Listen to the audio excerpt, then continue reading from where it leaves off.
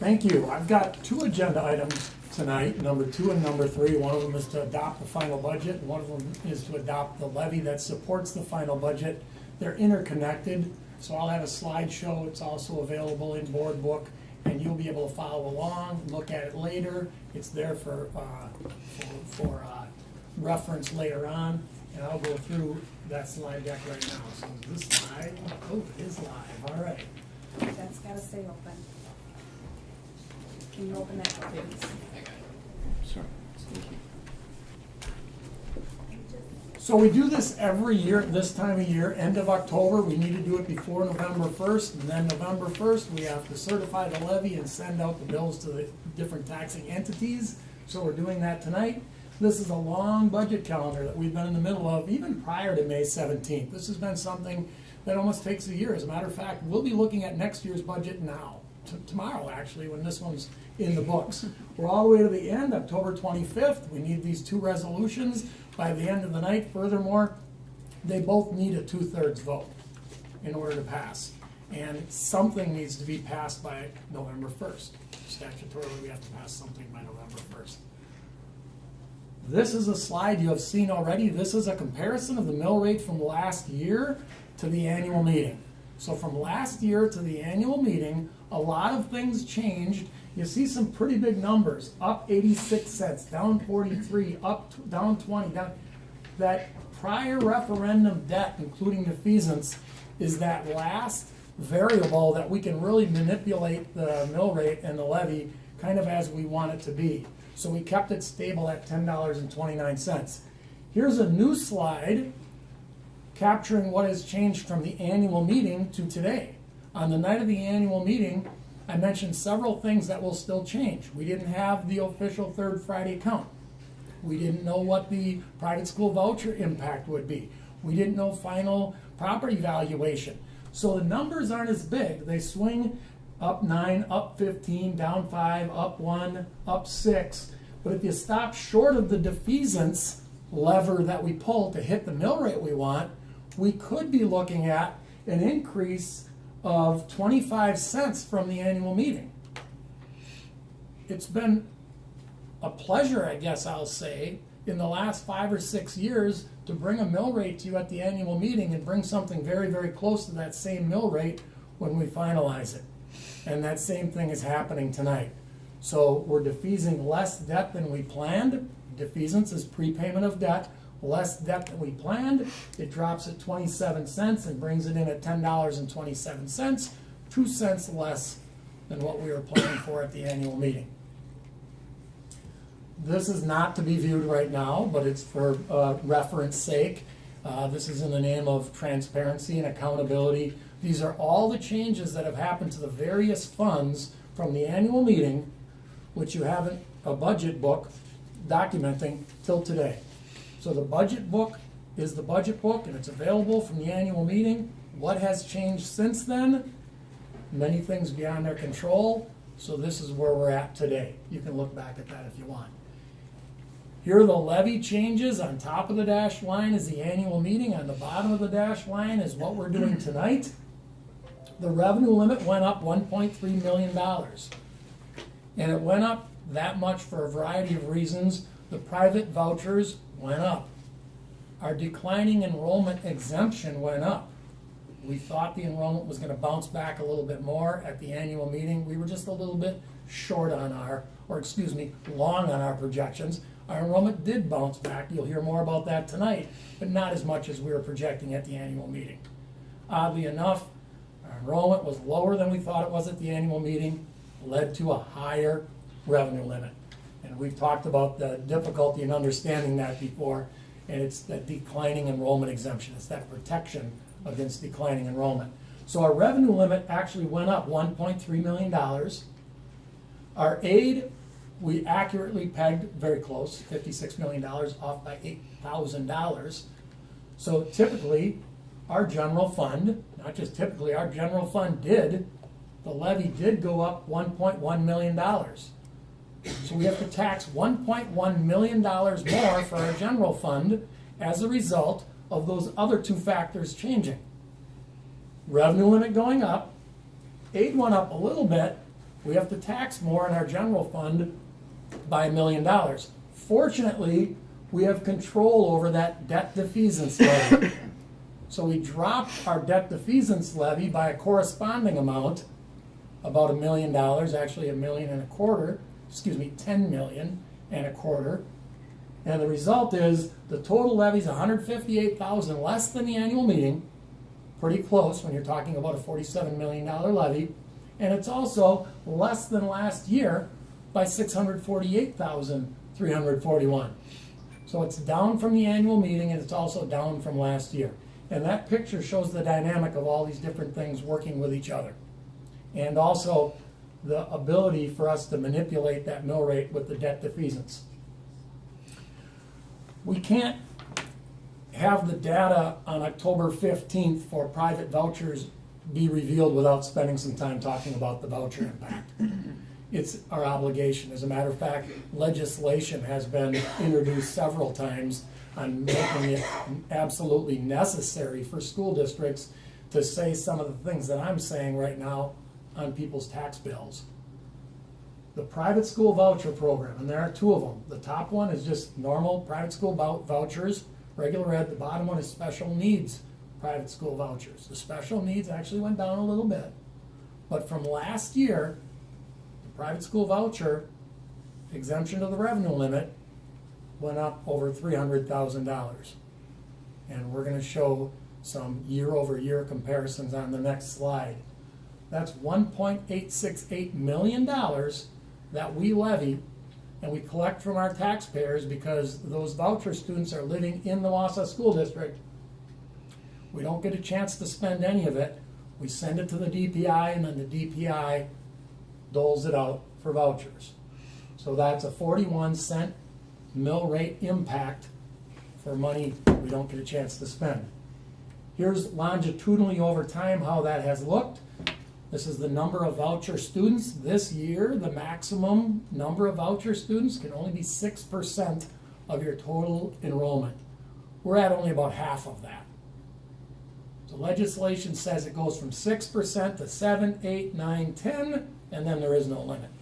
So that limit keeps on going up, and we're at about half of that limit right now. Those are the number of students. Each student isn't the exact same dollar amount.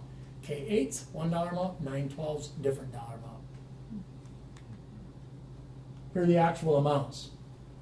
So those are amounts that we levy, and then by getting less aid, we give that money to the DPI, and the DPI allocates it. This one's an eye-opener. That's the percent of our total levy. In every one of those years, percent of total levy. This year, almost 4% of our levy is for that voucher program. This one's an eye-opener too, especially in days when we're talking about passing a referendum, which we might be in the middle of again this winter. You never know, but we were in the middle of enough of it last winter, talking about mill rate impact. A mill rate impact of a quarter gets attention. A mill rate impact of 35 cents gets attention. This year, mill rate impact of the voucher, 41 cents, but we don't improve any buildings, we don't build any new buildings, we don't issue bonds. We provide vouchers for students that live in our district.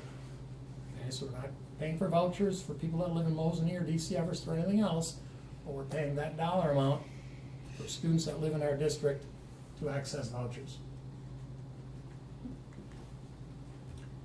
Turning our attention a little bit to the defeasance strategy we've been in the midst of for 5 years.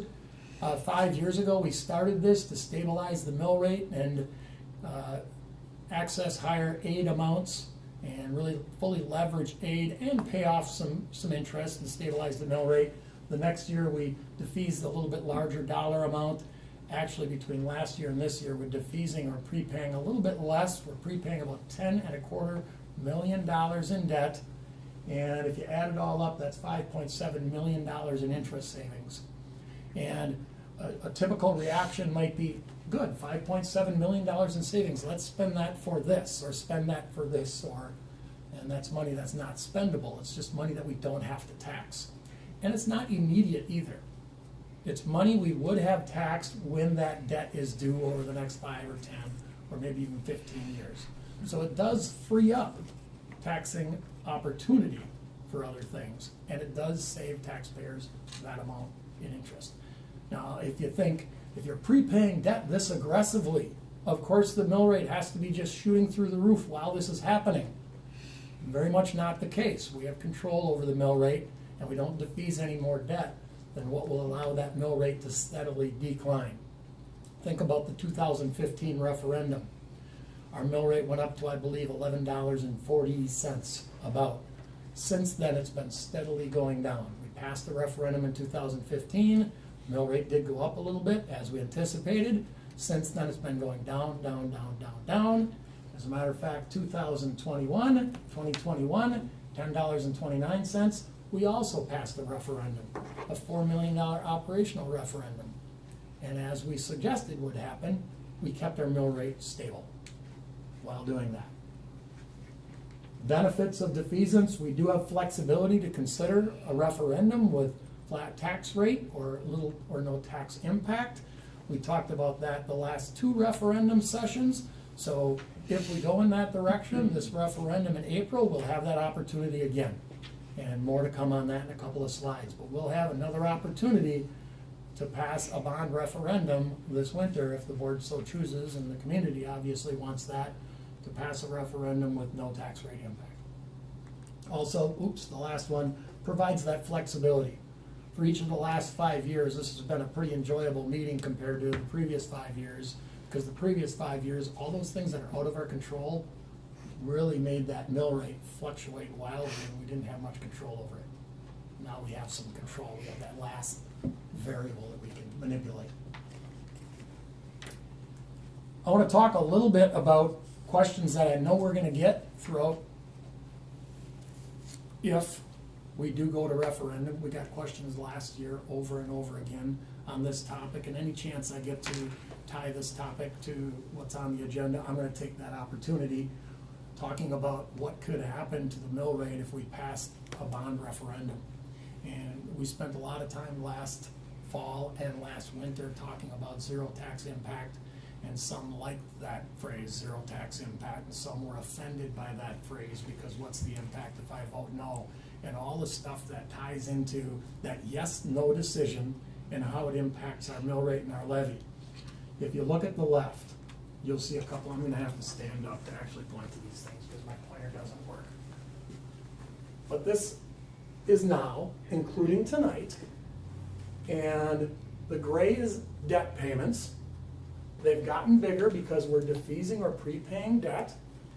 And this orange or yellow is the successful April 21 referendum to exceed the revenue limit. People thought of it as $4 million, so they think the tax impact would be $4 million. We get 8 on that $4 million. Actually, the levy impact was only about $3.15 million. So we get $4 million, but the levy only went up $3.15 million because we're aided on that dollar amount. So this is this year, and going forward next year, this is what could happen with a successful bond referendum. The dark blue represents new debt, and we would wrap it around the existing blue and yellow and orange so it wouldn't be a big abrupt change. So we'd mold it around the existing levy. And look at the mill rate on the right. The mill rate steadily goes down because the levy is going up by about 1%, and the mill rate is being supported by a higher and higher and higher property value. So the mill rate is actually going down. So when people see this, they automatically assume a no vote or not going to referendum would result in this. Just take all of the blue and just wipe it away. It seems reasonable that that's what should happen. And then what we were talking about proposing was this blue, and what the no vote or the board not going to referendum resulted in was this orange, and this green just shows the difference between the two. About $2 less, right? People assume that that's going to happen, but that's not accurate. Because what happens when spending goes down from one year to the next? The aid goes down the next year. So if the aid goes down the next year, the mill rate and the levy have to go back up. So this is more accurately what happens. So this is a reflection of the spending going down and the levy going back up the very next year. So now you're faced with that mill rate profile where it goes down and it bounces back up. And although that's a nice decrease, that's still around a $2 decrease. You didn't address any of your buildings, you didn't tackle any of your deferred maintenance, you didn't add on space, you didn't build spaces suitable for all the pupil services staff, all of those things that we talked about in the last referendum. I don't know if there's gonna be a referendum this winter or not, but if there were, those things would likely be included. Okay, so it bounces down, bounces back up, and you don't get any of the needs that come along, or the needs being addressed that come along with a potential referendum. I hate to cut you off as you're moving along, but the question comes to my mind that most people then would look at this and say, we're actually being penalized for saving, to a point. You've got a 22% off coupon at Kohl's, and the only way you get the 22 is if you spend it. Correct. They don't send you cash for, so, you're getting aid. You're getting aid on the existing spending, but also spending on the margin. But you're right, it's an incentive, and it's baked into the 3-tier formula in the state of Wisconsin. And actually, that 3-tier formula works in our favor pretty well. You get some very low aided districts where they're talking about passing a referendum for every $1 worth of value, they have to spend $1.25. So you're right though, you almost feel penalized. And I think that's something that people need to be aware of, because what you just said does look to the average person, and I'm the average person, looking at, I thought we were gonna save, but we're not. It goes down, but it doesn't go down as much as you want it to. You lose the spending, but you lose some aid that comes along with it. It's always measured in the following year, because they don't know what your spending is until the end of the year, so we put it on the following year. Bob, is it accurate to say that if we don't take advantage of that aid, that 22% aid, that in theory, does that go to other districts that are taking advantage of it? Generally speaking, it does. You're in a biennial budget, and that'd be Right. the second year of biennial budget, and it's some certain at that point, right?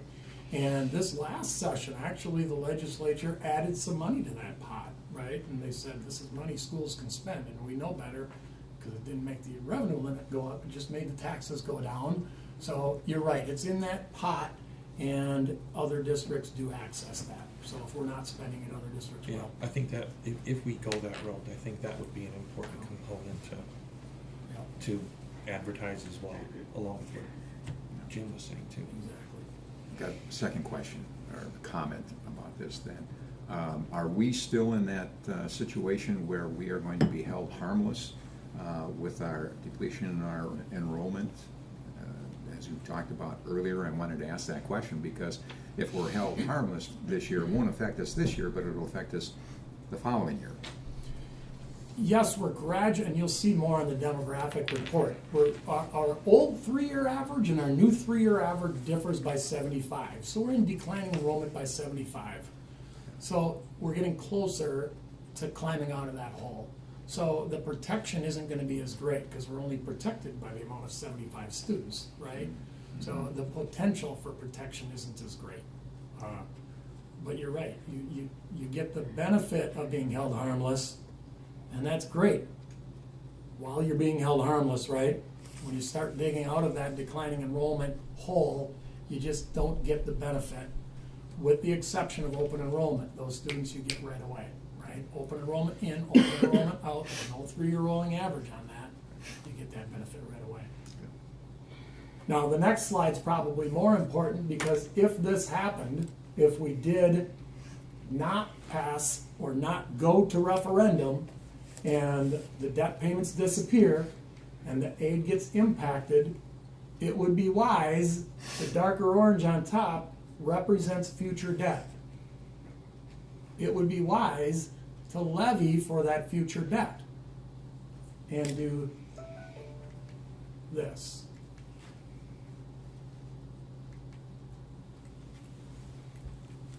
And it flattens out that abrupt down and up.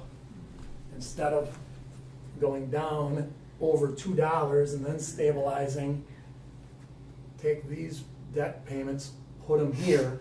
We don't have a lot of debt left. As a matter of fact, it's not even callable debt. You would tax for future debt, store it in an escrow account, collect interest on it, and pay the payments as they become due. And that would be a strategy to fully maximize aid, right, because you get aid on expenditures, and level things out. It still settles in about $2 less than it is right now.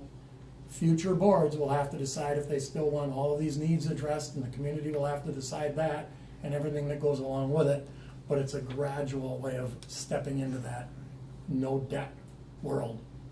And there aren't too many districts our size that just don't carry debt. They almost all carry debt to some degree. So I feel obligated to share this with you, even though we still have a long discussion to go, whether we go to referendum or not, whether the community wants a referendum. But it's important to understand this concept, to point out to people that just because we don't go to referendum, the taxes aren't just gonna drop out and stay at rock bottom levels. This is a slide you've seen before, but now it's with all of the most recent data from October 15th. It's the different allocations per township and city of Wausau. You'll see city of Wausau is 58% of all of our value, so they get 58% of whatever you levy. Last year it was 60. You know, we don't have much control over that. The Department of Revenue controls that.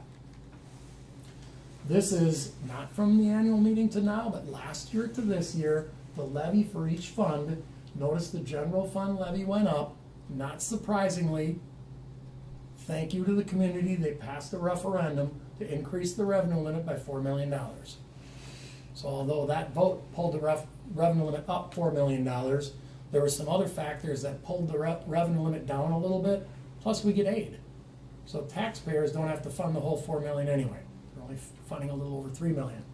And then, of course, the debt service, we dropped that down accordingly just so we could keep the mill rate and the tax levy pretty stable.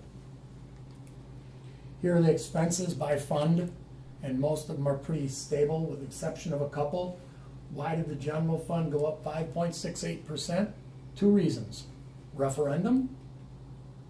Now, it's not just the levy part of it, the entire $4 million. Referendum and ESSER funding. Okay, ESSER 1 was a part of last year's budget. ESSER 2 and even maybe some of ESSER 3 might be in this year's budget. So it's not surprising that the general fund budget went up that much. Special ed, a little bit heavier on the referendum, which was providing pupil services staff in all of our buildings, and also a little bit heavier on ESSER spending. Okay, so special ed, and there isn't a lot of the stuff in there, and there's an operations and facilities and natural gas and all the stuff that kind of makes the special ed fund a little bit more clean, right? It's personnel. A lot of personnel at least. And then the other one stayed pretty stable with the exception of Fund 39, that's our referendum debt, which obviously went down, and that was the lever we pulled to stabilize the mill rate. Those are, that is it for my prepared remarks. I can go back to any slide, answer questions. There are two motions that we need, 2/3 board approval on. I would suggest roll call vote when that time comes, but any questions? The 2/3 requirement is a 2/3 of the full board or 2/3 of the board members present. We only have 7 here. Maybe it won't matter. I but believe it's 2/3 of the full board. So we need 6. Okay. By a vote of 2/3 of the entire board of ed, so I put that in the action sheet, so 2/3, so we need 6 votes. Any other questions? Okay. All right, hearing none, I will seek a motion to approve the final 2021-2022 budgets as presented below. Fund 10, expense of $113. Should I read all these, Bob? You want me to go through them? I think you would be able to say if everybody else is comfortable as presented, Okay, if others are comfortable with that. as presented, and it's obviously documented for people to review if they want. Okay, seeking a motion to approve the final budgets as presented below. So So, moved. second. We have a first and a second. Cassie, roll call vote, please. Jim Boucher, Yes.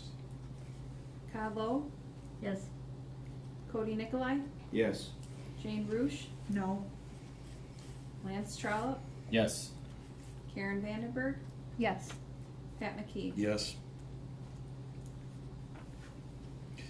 Okay, and that passes 6-1. And then the second one, All right. So the next one, 2021-2022 final tax levy approval.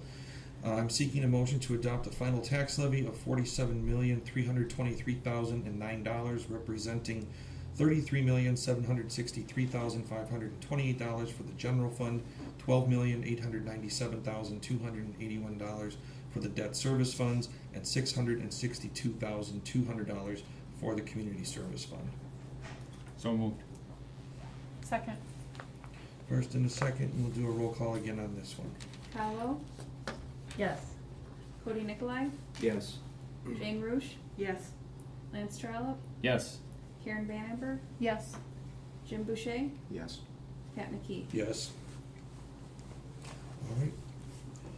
Both of those pass. Thank you. Thank you. As always. Okay, item 4, approval of the consent agenda, including appointments, separations, leaves of absence, and retirements. I am seeking a motion to approve the consent agenda as presented in board book. So moved. Second. Okay, my first and a second, any questions on it? Yes, I do. It doesn't say here whether damages are being levied or not, and I believe they should be. They were, and they were already paid. Okay, thank you. Yep, that's why we didn't include it. Okay, thank you. Good question. Okay, any other questions? All right, if not, all those in favor say aye. Aye. Opposed? Motion carries. All right, next item, number 5, implementation of the 2021-2022 WEA compensation package. And this one is also action for tonight. And that comes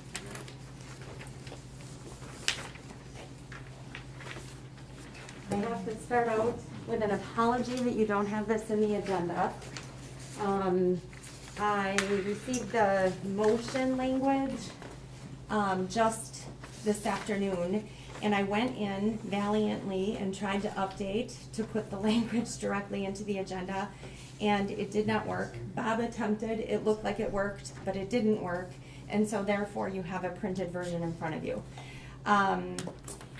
The board obviously negotiates with the teachers union each year with regard to their salary settlement. And administration met with the WEA leadership on May 7th of this spring, and we presented them with an initial offer. That initial offer included that the base salary and the overall schedule would receive a 0% increase. It was something that the parties had talked about when they moved to the new model, that because there was a multi-year transition plan, that everything would be held static until we get everybody to that new model during the transition phase. Otherwise, people would be potentially planning to move in a certain year because it would be beneficial most for them financially. And then if we move the target, it shifts whether or not that's the right year that they should have moved. And so we were trying to keep that static. All staff would receive their full salary step for their additional year of experience. Those that are on the old model would get their normal move that they were anticipating under the old model. We had 126 people on the old model last year. This year we have just over 60. And about half of those will transition next year, and then the remaining half the following year. Everybody who got a master's degree did receive that movement. If they got a national board certification or any of the other movements that are built into the models, they all received all of those. So the only thing we didn't do was lift the schedules as a whole.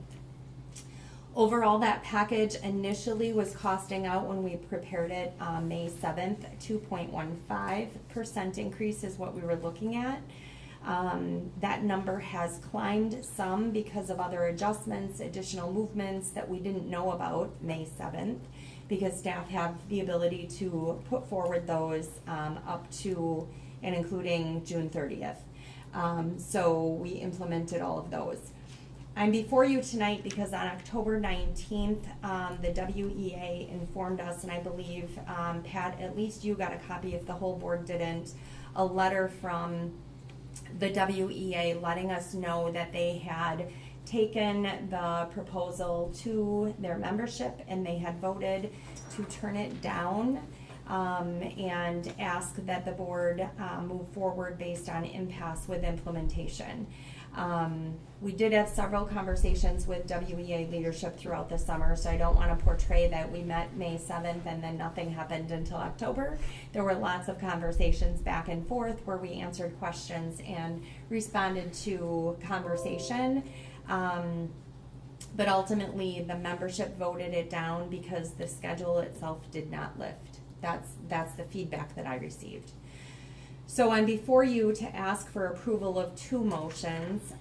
The first one approves the base wage offer, which is the 0% for the 21-22 school year based on impasse. The second one is the supplemental wage increase, which I have it in the language as approximately 2.151%. Again, that number does shift a little bit higher with the actual movements, but that is the way that I received the motions back to present to the board. Could you go back and state that again about You the bet. 2021 was a 0? So base wage means the amount of the schedule raising.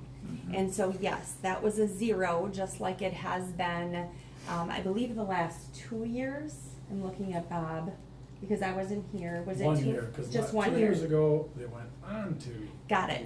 And this is the first year where the schedule went. Got it.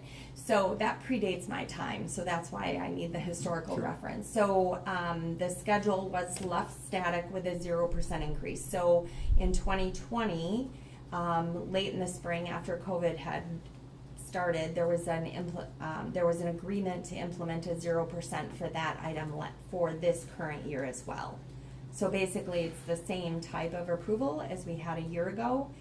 It was holding both models static, which is the 0%, and then considering everything else as the supplemental wages, which is the level movements, the master's degrees, the national board teacher certifications, etc.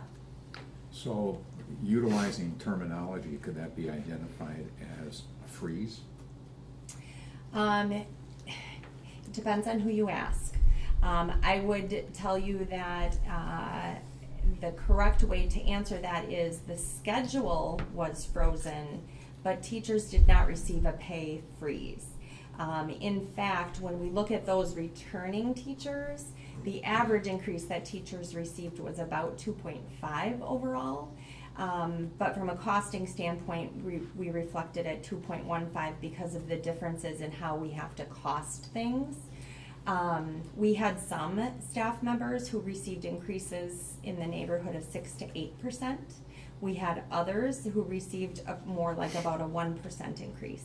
So it ranges depending upon where they're at on their grid, whether or not they had degrees honored, whether or not they moved on the schedule in another way or had some other type of adjustment completed.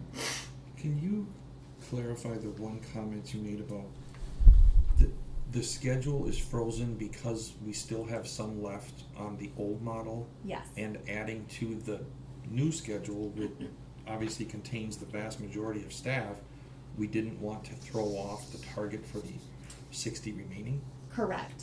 So again, this predates me, and I think I can answer it to your sufficient understanding as well, but if not, I will call on my good friend Bob Tess.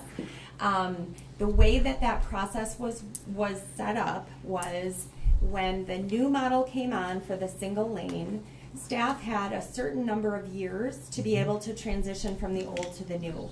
There was a very elaborate process available to all of the teachers, and a couple hundred of them took advantage of that, where big, complex models were run to project what year is going to be the best for me in the aggregate financially. So for some, they went up over that 4-year transition period the most by waiting till the very last year to go to the new model. For others, they had the biggest financial gain by going the first year. And then there were some in the middle, depending upon where they were with their professional learning, with any other degrees or other applications that they had pending, and where they were at on the old model. So yes, it was a multi-year transition plan, and teachers could choose when it was most beneficial for them to go. Right. But we're not doing that at the, well, maybe we are. So we don't wanna add new money to the schedule because it would be, it would throw off those that were making the leap from 1 to 2. It would throw off the timing of their decision. Correct. There are a couple of reasons why we wanted to keep that new model and the old model. Keeping the old model static, not a lot of people disagree with. Old model, we're abandoning it, keeping it static. The new model was static also for a couple of reasons. We're implementing a new model in which everybody moves every year. Nobody's even maxed out. Nobody's against the master's degree line. Everybody on that new model was gonna move. Furthermore, transition from the old model to the new model was expensive. If you recall, transition from old model to the new model, go to the next highest cell. If you're making less than 45,000, I think it was, you get a step of 3 steps when you transition. If you were earning between 45 and 52.5 or something like that, you got placement plus 2 steps. So this transition period, while people were moving to the new model, was expensive. As a matter of fact, the costing is testament to that. It was 2.15%, average teacher getting a 2.5%, aggregate amount 2.15%, while having both grids static. So both grids static, it still costs 2.15, and it'll probably be similar this year because everybody's moving, even though fewer people are moving over. The other reason, the one I led with, having a static stationary target by which to aim, if people are trying to hit the new grid in the right spot, they could conceivably hit just over one of the steps and get an arbitrary raise up to the next one.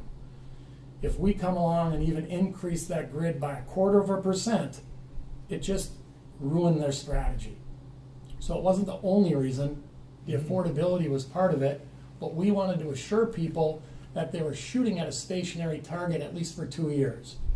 So people will say freeze. Nobody's frozen in the true sense. Everybody got a raise, right? Okay, so nobody is frozen in salary. And yes, we are freezing that grid for 2 years. Some will say 3, but the first year is when we created it. They jumped onto the grid, and then it stayed stationary for this year, and it's supposed to stay stationary for next year. So there are a few different reasons. Affordability can't be lost. It's expensive to transition people over to the new grid. So how are we, does this put us at a disadvantage when everyone is transitioned to the new grid? The fact that we didn't increase it for 2 years, doesn't that put us at a disadvantage to some of our competitor districts, if you will? Well, we did increase the bottom and the top some in anticipation of that. Once we get on the new grid, we can always increase it more if money is there, if it's affordable. We look at our comparables quite regularly. We look at how we stack up with peer groups sliced a lot of different ways. And we stack up quite well. We Yeah. do very well with all of our peer groups, but that's something we continuously look at. In fact, even this year, we'll look at it again. And even though we said this is going to stay stationary for 1 more year, this year the challenge is probably going to be more than anything. The state legislature literally gave us $0 on the revenue limit, $0 categorical aid. The only time that's happened since I've been here was 2015. 15-16, that happened. Every other year, even some of the bad years, we either got a per pupil increase on the revenue limit or a per pupil increase on categorical aid. So another stressor this year is going to be affordability. But you're right, we're going to have to stay on top of that. We're going to have to look at what is our top salary, what is our starting salary, can we attract talent, can we keep talent, mid-career, master's degree. We look at it a lot of different ways. Don't take this like I'm grilling you on all of this. The bottom line is, I had a fear 2 years ago that we're going to be in a situation where it's going to be confusing. And that's why I had stated at that time, why don't we just move, boom, to this and not have this transition. I was convinced that the transition is a very positive way of doing it, so I won't go back on that. But it is confusing when you throw in what we normally get from the state. You're talking about categorical aids, you're talking about all of these types of things, and how that plays in the equation. If a person doesn't see that in front of them, I'm talking about now looking at this from a teacher's point of view. If I'm not seeing this in front of me, I'm saying, wait a minute, I thought I was going here, and I'm ending up going here. And that's why I want you to answer those questions, because I think people have a lot of questions out there. And they need answers to those, because they're thinking, and I'm thinking some teachers, your upper people that have been around for a while, that aren't retiring, but maybe 5 to 10 years away from retirement, they're looking at their salary. I haven't seen a change in it, they're saying. But they did. So their step did go up. The minimum increase for every teacher was at least $1,000. There were Off of others. CPI in that you're talking about. Well, it's what they received for their step and or their master's degree and or their national board teacher certification, Yeah. or if they got a doctorate, any of those things that would increase their salary, those movements did happen. But that's over and above, and you're talking base salary. So you've got to take everything off the top of that and then go back to what the individual base salary is for each teacher. Right. And each teacher has to understand that, and then how that works into the extras that you're getting for your master's, your PhD, whatever the case. But all might of be. those things do impact the base salary, I guess, is what I want to make sure that I'm impressing on everybody.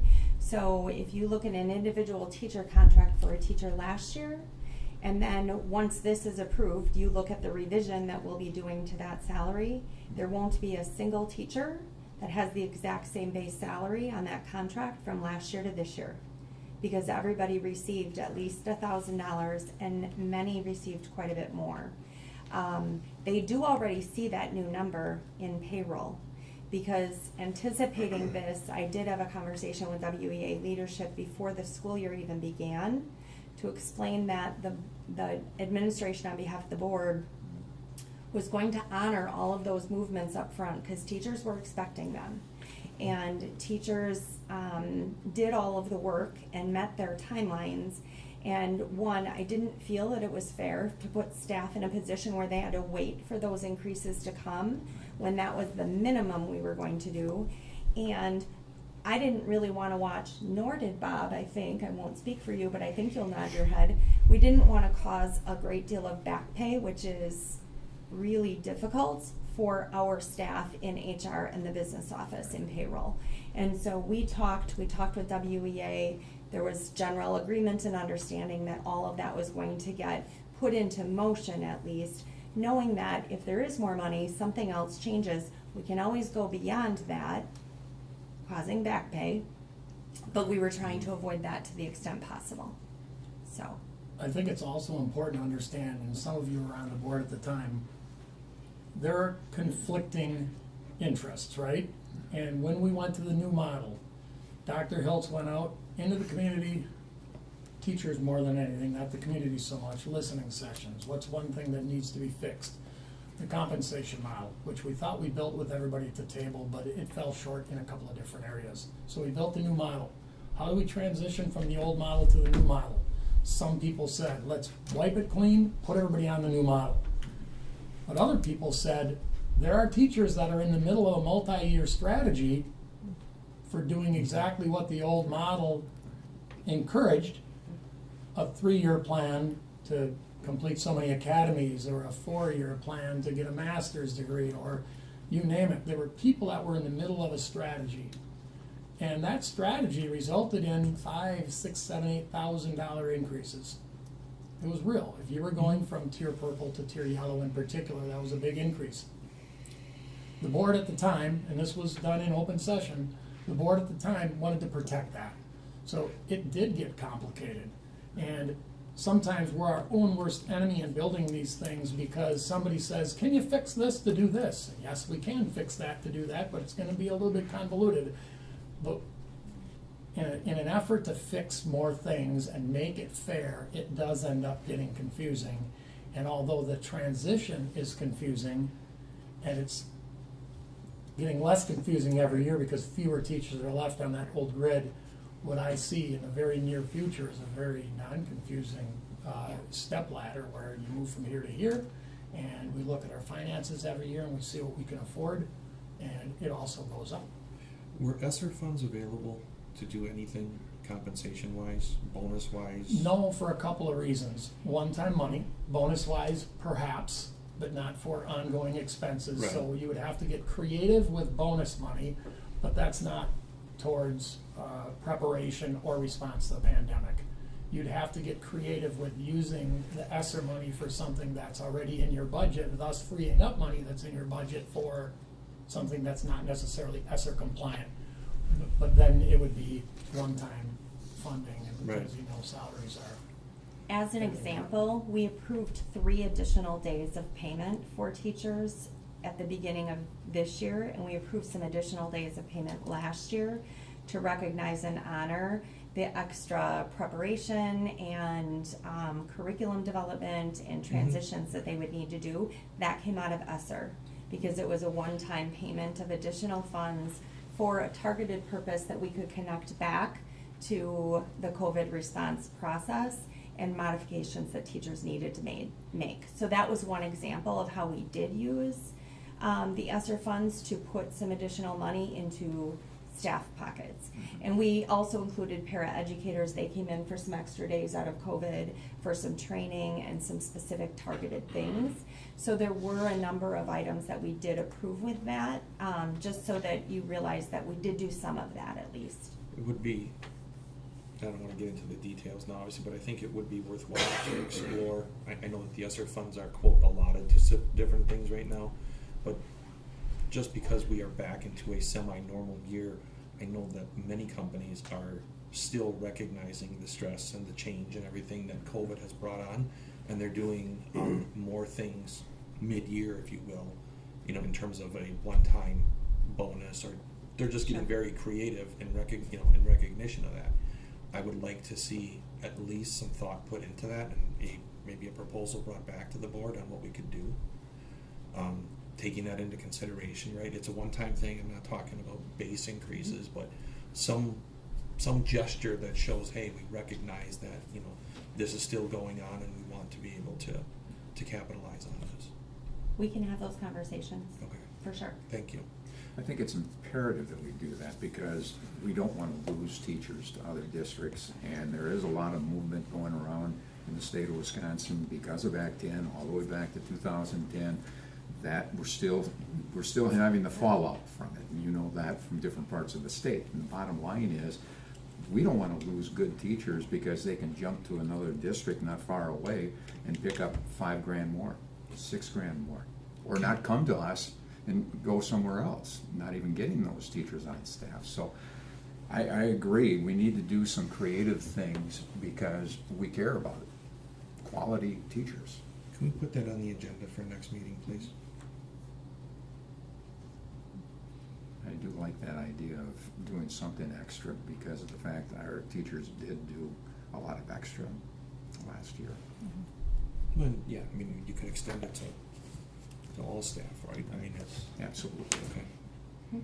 And still are. I was asking that question actually earlier, before the meeting of Dr. Hiltz, because I knew he wouldn't be present, and maybe, I don't know, this might not be the time to ask it, but I know this current year is as stressful or more so than last year on our staff, and that, you know, really bothers me. I want them to feel well appreciated and supported, and I know a lot of that is because our lack of sub issue, and so they're covering for one another, and that's losing their prep times, and then they can't respond to the kids who are in quarantine, and all of those needs, and it's so complicated. But I would also like to see, and maybe this will be part of then the agenda next week or in 2 weeks, to just figure out how we can compensate appropriately when a teacher is doing sub coverage. They do get paid. Okay. So there's 2 components. So in the handbook, and as an established process for a long, long time, if not forever, if a teacher gives up their prep time, they are paid for that for that period for giving up their prep time. It's a complicated calculation, but it's in keeping, and the amount works out to be pretty much about what most of the districts in our area pay for that. Recently, we've also had some other creativity that's been happening because of positions that are unfilled. So for example, we have had, let's say, an elementary school that has 3 sections of 3rd grade. If we have a 3rd grade teacher that's out and not covered by the substitute, they have, in some cases, taken the class without the teacher, split the kids in half, and put half of the class in each of the remaining 2 sections. Up until very recently, that would not have received compensation. What we have done now is I looked at the information and said we would have paid a substitute teacher, which is $128 a day. So we're just gonna take that $128 in that scenario, and we're gonna divide it in half, and each teacher is gonna get a half a day sub pay on top of their contract pay. Because it's what we would have expended, and they're the ones picking up the work, so they deserve to receive that. That question came up at the secondary level as well, and we're going to be extending that for the secondary level as well. We just need to work out a process, which I have a tentative meeting tomorrow with payroll and our substitute person to try to figure out how we're gonna capture that data to prorate out those days in an easy-ish way. Because it will be complicated if there's, it's easy if you're just splitting it in half. It's different at the high school where you might have a different teacher covering for every section, and we're gonna have to distribute that money in multiple pieces, so. Now, I know that a lot of times, I think we're probably asking a lot of questions, but this is the time to ask questions about this, because we get questions asked of us, and I don't have the scales right in front of me like I used to at one time.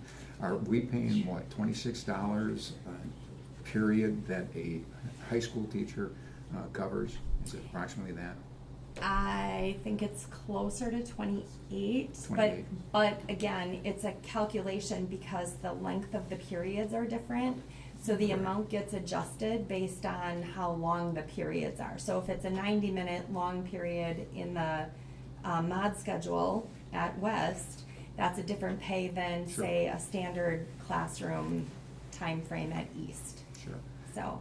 And is it based on what they get paid per salary, or is it an outright $28 an hour or It period? is, it's based on their base salary, It is, so it's- I okay. believe, I don't do the calculation, so I know that part of why it's complicated and part of why we can't just say it's X amount per hour is because there's some unique pieces that go into that calculation, but they have it somewhat automated in payroll to be able to manage that for people, Okay. so. All right. So what is the offer that WEA turned down? What was that? It's what I just presented to you, so overall the costing was a 2.18151.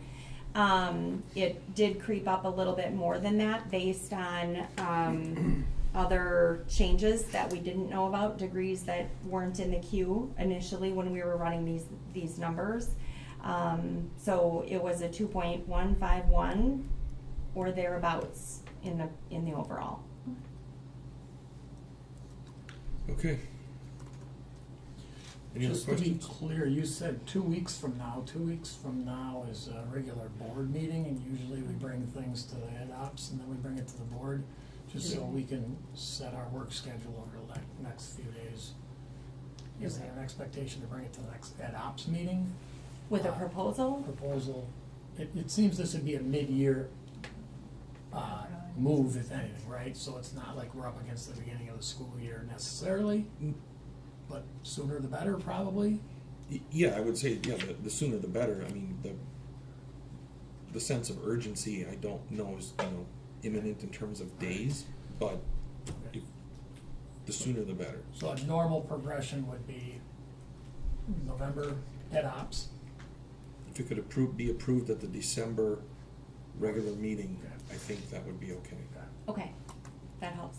So asking all of these questions is a good idea, so that you can work on these Yes. things and bring it back to, we're not dealing with it all the time. Right. And sometimes we get surprised by this, even though we've talked about it in the past. And the whole idea of transitioning salaries and things like that, I had a big fear of this from the very beginning. And I'm concerned that anybody would have confusion. You can't vote yes or no based on confusion. Even in the simplistic versions of models, transition is a little bit messy. So no matter how simple the salary schedule or the model is, when you move from one to the other, there's always a little bit of messy and a little bit of confusion that's pretty much unavoidable. So I think you were right to worry about that because that's natural occurrence. It's Any worth other pointing- questions? It's worth pointing out, we spent a lot of time when we introduced the new model, and we had individual meetings with over 300 teachers. Right. With payroll, HR, business office, so if it was confusing, we tried our hardest to walk people through the implications of their decision. Okay. Any other questions? None, hearing none, I'm seeking a motion to implement the board's base wage offer to the WEA of a 0% increase for 2021-2022 school year as a result of the parties being at an impasse in negotiations. So moved. Second? We have a first and a second. All those in favor say aye. Aye. Opposed? No. That motion passes. I'm seeking a motion now to adopt the staff supplemental wage increase for the 2021-2022 school year, which provides an average increase of approximately 2.151% as provided by the district's new and existing salary models.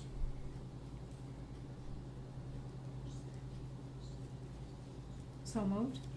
Second. We have a first and a second. All those in favor say aye. Aye. Opposed? No. No. That motion also passes. Thank you, Tabitha. Thank you. I am now seeking a motion to adjourn. So moved. Second. All in favor say aye. Aye. Motion carries. We are adjourned. How do you want to time this? You will join us at any minute, so we could proceed with the normal agenda. Okay. All right, anyone need a minute? Take a little break. Yeah. All right. There we go. Let's do 2 minutes. We'll start at 6.